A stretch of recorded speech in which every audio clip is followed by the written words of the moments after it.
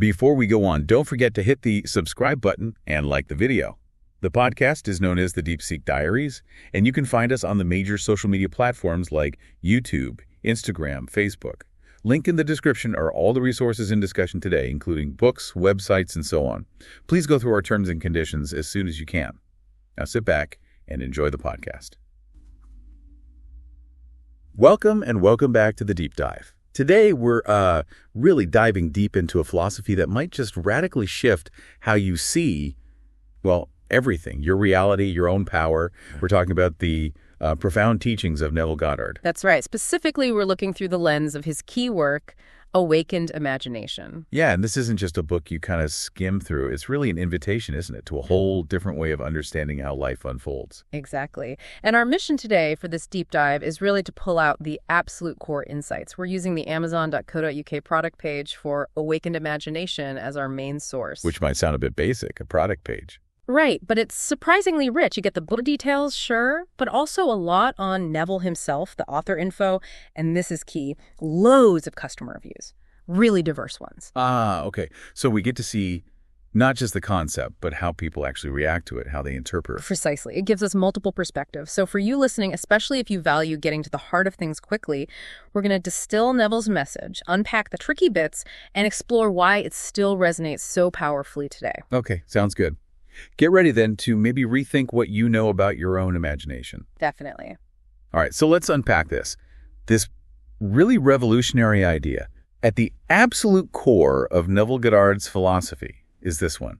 Incredibly bold statement. Imagining creates reality. And it sounds simple, maybe like positive thinking, right? Yeah, or manifesting, the usual buzzwords. Yeah. But Neville, he takes it way further. He really does. It's not just a hopeful idea for him. He calls it the fundamental secret of causation, the actual mechanism behind reality. So what does that mean exactly? Events don't just happen. According to Neville, no. They aren't random. They don't just pop up on their own. They're direct results, consequences of what he calls comparatively stable imaginal activities. Stable imaginal activities. Okay, so consistent thoughts, feelings. Kind of, yeah. Consistent inner states, focused imagination. It's a huge shift from how we normally think about cause and effect. A leads to B in the outer world. He's saying the real cause is inner imaginal. Wow. Okay. And the stability thing is important. Crucial. He says these events, these circumstances in your life, good or bad, they only continue to exist. They only feel solid as long as they get that imaginal support from you. Like keeping a spotlight on them with your mind. That's a great way to put it. Yeah. Think of it like that. You shift that focus, that inner spotlight, the old scenario, the old reality. It doesn't just get forgotten. It actually starts to dissolve. It loses its substance. Okay, that's pretty wild. Yeah. And he says everyone has this power, not just special gurus or something. Everyone. That's a cornerstone of his teaching. It's inherent. The catch, though, and this is the big one, is that for most people, this power just sleeps. It's dormant. We don't realize we have it or how to use it. Exactly. He suggests we're literally living inside what he calls the human imagination, which he sees as the very heart of creation itself, but we're mostly unaware of what's happening there or how to consciously direct it. Like having a superpower, but never learning to flex the muscle. Precisely. You don't even know it's there. So, okay, if you're listening and you're feeling, like Neville says, dissatisfied with your present expression in life, what's the solution, according to him? Well, it's very direct, demanding maybe. He says the only way to change that unwanted state is to consciously, deliberately shift your attention. Not just wishful thinking, then? No, not at all. It's an active internal process, reorienting your entire consciousness. How does that work practically? It involves this radical shift inside.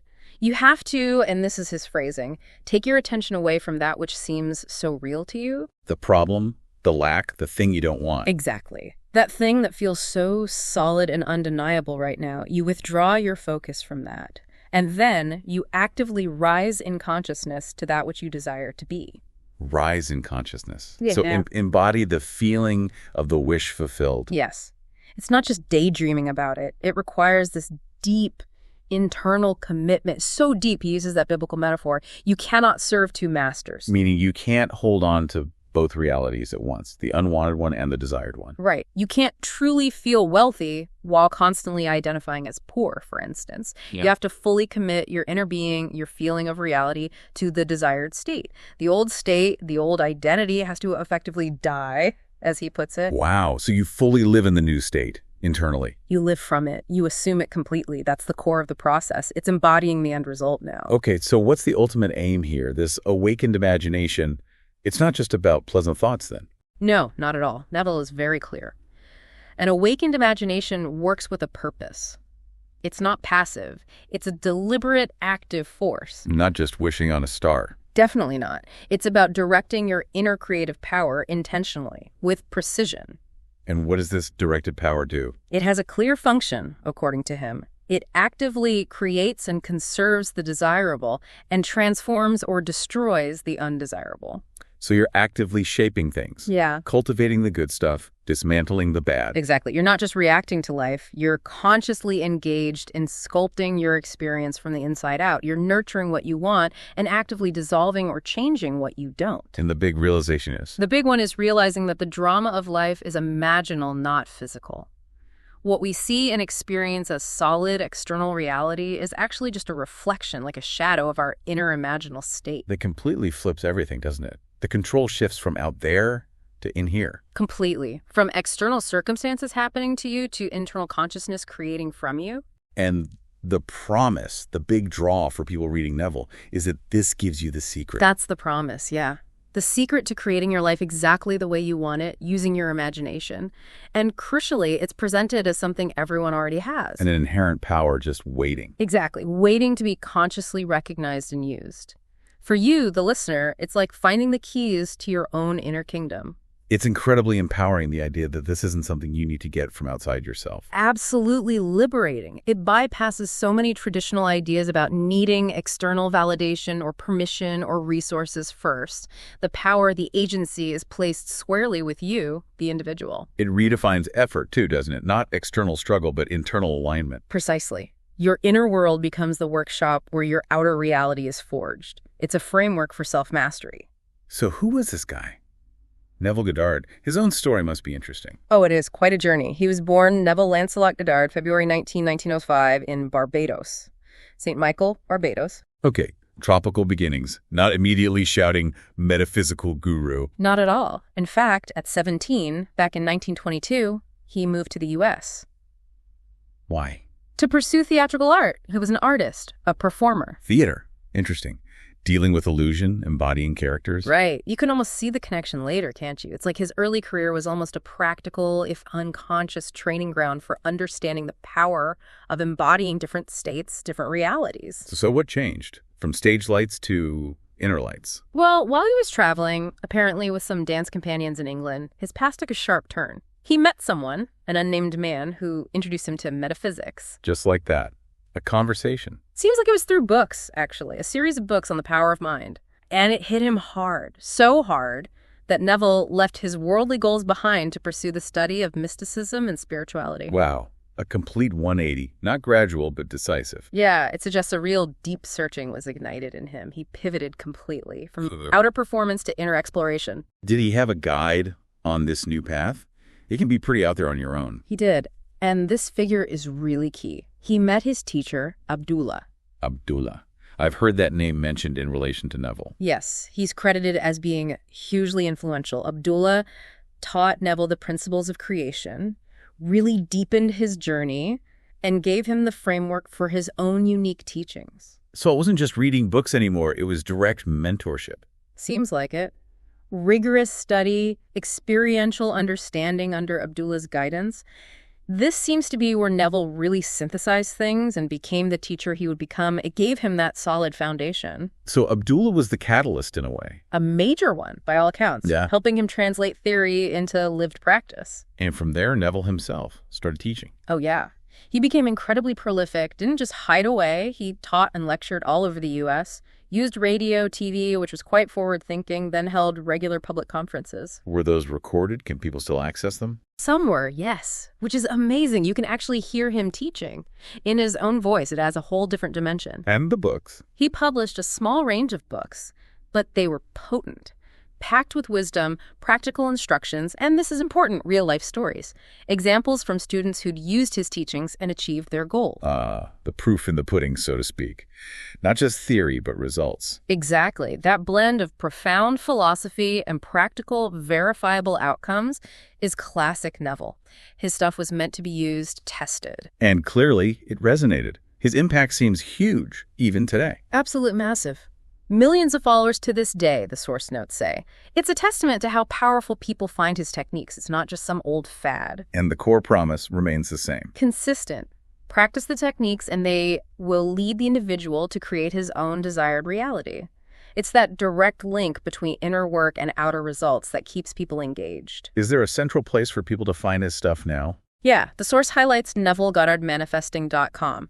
Says it has his complete collection, audio lectures, books, lecture notes, even online courses and meditations to help you apply the techniques. Okay, quite a resource hub then. Seems like a really comprehensive place for anyone wanting to dive deeper. All right, let's shift focus to the book itself, Awakened Imagination. What are the specifics? Okay, the edition we're looking at is the paperback, published December 21st, 2012 by Merchant Books. It's pretty concise, 104 pages, makes it quite approachable, not some giant tome. Definitely. And the ISBNs? 160-3865039 and 978-160-3865036. And it's in English, of course. How's it categorized on Amazon? Yeah. That can sometimes tell you a lot about how a book is perceived. It's interesting. Overall rank is hashtag 260,952 in books. But the niche categories are revealing. It's hashtag 294 in job hunting. Job hunting, really? Yeah. Also hashtag 445 in philosophy theology and hashtag 698 in New Thought. Okay, so it bridges spirituality, philosophy, and practical application like getting a job. That fits. Totally. It's not just seen as abstract spirituality. People are clearly using it for tangible goals. And it fits right into that New Thought movement, mind over matter, for results. Is it often bought with other Neville books? Yes, frequently bought with his Out of This World, Thinking Fourth Dimensionally. Suggests readers get hooked and want more of his specific perspective. Okay, so what about the reviews? The overall vibe? Overwhelmingly positive. It's got a 4.6 out of 5 stars average from 949 global ratings. That's a lot of feedback and a very high score. 4.6 is strong. How does that break down? Get this. 78% are 5-star reviews. 78%. Wow. And another 13% are 4 stars. So that's what, 91% are 4 or 5 stars? Huge satisfaction. And the lower ratings? Minimal. 4% give it 3 stars, 3% give it 2 stars, and only 2% give it 1 star. So very few people seem to really dislike it or not connect with it. That paints a pretty clear picture. It really hits home for most readers. Definitely. It deeply resonates. Let's dig into why. What are people saying in those positive reviews, especially about the spiritual side? Well, 16 reviews specifically praise the spiritual content. They call it valuable, full of wisdom. People are finding real depth there, not just surface-level stuff. Any specific comments that stand out? Yeah, quite a few. One calls it the best book on effective manifesting, straight up saying it works practically. Another says it gives insight into what human beings can achieve, pointing to that potential unlocking aspect. So it's seen as both practical and profound. Exactly. And some comments go even further. One reviewer calls Neville a great man with a great spirit of heart to truly change the world with integrity, suggesting a real positive intent behind it all. That's high praise. It is. Another notes the message is timeless and still very relevant and powerful today, which is crucial, right? It's not dated. And it goes beyond just getting stuff. Yes, multiple reviews mention that. It's not just about material manifesting, but offers a deeper understanding of the true purpose for our being. So, spiritual growth, self-realization, that seems key for many readers too. Okay, so the content is powerful. What about how it's written? That can make or break a book like this. Right, and that gets a lot of praise too. 9 customers specifically commend the writing style. They use words like simple, clear, easy to understand, uncomplicated. That's huge for complex ideas. Makes it accessible. Absolutely critical. Reviewers say Neville fills in the gaps other authors leave empty, offering real clarity. He presents tools that can be understood, applied, and in a simple and easy-to-digest context. So it's designed to be used, not just admired on a shelf. Totally. The accessibility seems key to its success. People aren't getting lost in jargon. They find it totally convincing. Some even say they couldn't put it down. That combination, profound ideas, simply explained, sounds like a winner. It seems to be. It lets the depth land without the reader fighting through dense prose. Okay, now, Let's get into the really chewy stuff, the controversial bits. There was one review you mentioned, Blue Dog. Yes, the Blue Dog Review, titled One of Neville's Profound and Brilliant Books, but they don't shy away from the trickier aspects. They flag Neville as controversial, which he definitely is for some. What's the main point they raise? They jump right into that fundamental paradox, the difference between saying, I want to be X versus declaring I am X. Oh, the wanting versus being. Exactly. The review points out that the very act of wanting something implies you don't currently have it. It reinforces the lack, potentially blocking the manifestation. Like pushing it away by focusing on its absence. Precisely. The reviewer uses this great analogy, Tantalus from Dante's Inferno, forever reaching for food and water that recede. It perfectly illustrates how conscious wanting from a state of lack can keep your desire just out of reach. Okay, that makes sense. And this leads to the big one. This leads directly to arguably Neville's most radical, mind-bending, and yes, controversial idea. Creation is finished. Right. Not creation is ongoing, but creation is finished. What does that even mean? It's a total paradigm shift. The idea is that the creator, God, universal intelligence, whatever term you use, didn't just start things off and let them evolve or be created anew. No. According to Neville, everything was then created and nothing has been created after. So everything already exists, all possibilities. In this finished creation, yes. We aren't bringing brand new things into existence from scratch. Our role, instead, is to select, to choose from an infinite number of states that are already here, already complete. Like tuning into a specific radio station that's already broadcasting, rather than building a new station. That's a fantastic analogy, yes. The possibilities are already broadcast. We just need to tune our receiver, our consciousness, our imagination to the frequency, the state we desire. Okay, so if we're not creating, what are we doing with our imagination? How does Neville explain that? He uses that vivid biblical analogy referencing John 14.2. No. In my Father's house are many mansions rooms. He likens each possibility, each potential state of being, to one of these already existing rooms. So infinite rooms, infinite possibilities, all built, all finished. Exactly. The house is complete. Our job isn't to build a new room. It's to find the state that we wish to be in and occupy that state. Occupy it, like moving into the room. Yes. Mentally, emotionally, imaginally moving in and living from that state. Whether it's the state of being healthy, wealthy, loved, successful, that room already exists. We just need to enter it with our imagination and assume we are there. And the effort involved. This is key. Once you truly occupy that state, once you feel yourself being or having what you desire, the desire itself disappears. Why? Because you cannot desire what you already are. So the feeling of having it cancels out the feeling of wanting it. Precisely. So Neville says there's no effort except the will to find and to be in the state you wish. The work is purely internal. It's about assumption, alignment, resonance, not forceful striving in the outer world. Effortless manifestation through internal occupation. Wow. Okay. But this concept, creation is finished, the Blue Dog Review points out some issues with Neville's biblical references, right? Yes, and this is a really sharp observation by the reviewer. Neville starts a chapter quoting what he attributes to Ecclesiastes 3.15. I am the beginning and the end. There is nothing to come that has not been and is. Okay. It sounds suitably profound. It does, but the reviewer says they cannot find it elsewhere. The standard accepted translation of Ecclesiastes 3.15 is very different. It's usually rendered as, that which hath been is now, and that which is to be hath already been, and God requireth that which is past. Yeah, those sound quite different. The standard one seems more about cycles and God's judgment on the past. Exactly. The reviewer notes they are seriously different in meaning. Neville's version perfectly supports his creation is finished idea, a fixed, completed reality. The standard version doesn't, really. It speaks more to cycles and continuity. So where might Neville's quote have come from? Did he misquote or interpret creatively? The reviewer speculates his version is actually closer to Revelations. I am Alpha and Omega, the beginning and the ending, or maybe even parts of Isaiah, like declaring the end from the beginning. It suggests Neville might be synthesizing different passages or interpreting them very uniquely, perhaps through a specific mystical lens rather than offering a straight translation. So his biblical support might be more inspired by the Bible rather than directly quoted from it in a standard way. That seems to be what the reviewer implies. They even question where Neville really gets his standing for his argument from the Bible and suggest a stronger influence might be William Blake. William Blake. Yeah. Poet and artist. Yeah. Blake famously explored the power of the human imagination as being divine, as the true reality, very resonant with Neville's ideas. Blake saw imagination as God, essentially. Okay, that connection makes sense. But does Blake say creation is finished? And that's the crucial nuance the reviewer adds. They don't see Blake as going as far as Neville with that specific concept. Blake emphasized the power of imagination, but maybe not the absolute pre-existence of all states in the way Neville defines it.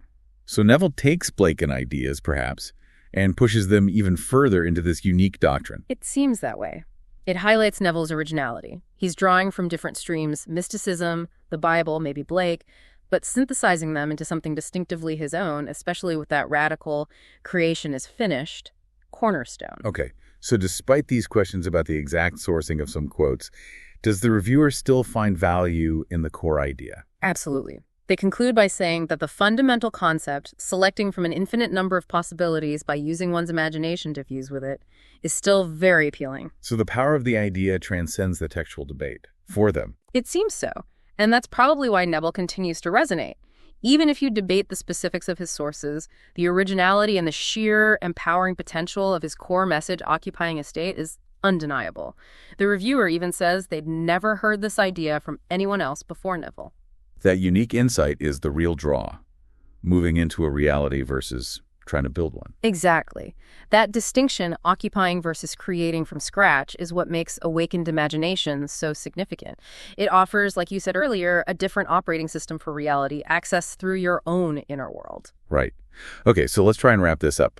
What are the absolute core takeaways we want you, our listener, to hold on to from this deep dive? Well, first and foremost, it has to be Neville's central, absolutely revolutionary message. Imagination isn't just daydreaming, it's the engine of reality, the fundamental creative force. It's the cause, not just an effect or a sideshow. Precisely. And building on that, the second key takeaway is your active, conscious role in this. You're not just drifting through life. You are constantly, consciously or unconsciously, shaping your experience by aligning your inner state, your imaginal activity with outcomes. Which puts the power and the responsibility firmly with the individual. Immense power, immense responsibility. The source is always within you. And thirdly, that really distinct Neville concept, creation is finished. We're not making new stuff. We're selecting and occupying states that already exist in the infinite. That shift from creating to selecting and occupying, it changes everything about how you approach desire and manifestation. It reframes the whole idea of effort. And importantly, this isn't just high-flying philosophy. The reviews really emphasize how practical it is. Yes. That connection between the profound theory and the simple, clear application is vital. The book's accessible writing style, praised by so many, is designed to help you use these ideas. Which explains the powerful testimonials, right? People aren't just agreeing with the ideas, they're reporting real transformations in their lives. Exactly. They're experiencing the shift from dissatisfaction to consciously chosen realities. The proof for them is in the living. Okay, so that leads us to our final provocative thought for you to consider. Given Neville's radical claims that imagining is reality creation and that creation itself is finished, how does that change things for you? Yeah, how might that perspective fundamentally alter your understanding of personal responsibility, of destiny versus free will, and maybe the most mind-bending part? What does effort truly mean if the state you desire already exists, just waiting for you to find it and fully occupy it in your imagination? Something to definitely mull over. I hope you've enjoyed today's episode of the Deep Seek Diaries. Please don't forget to hit the subscribe button and like the video. The podcast is known as the Deep Seek Diaries, and you can find us on the major social media platforms like YouTube, Instagram, Facebook. Linked in the description are all the resources and discussion today, including books, websites, and so on. Goodbye.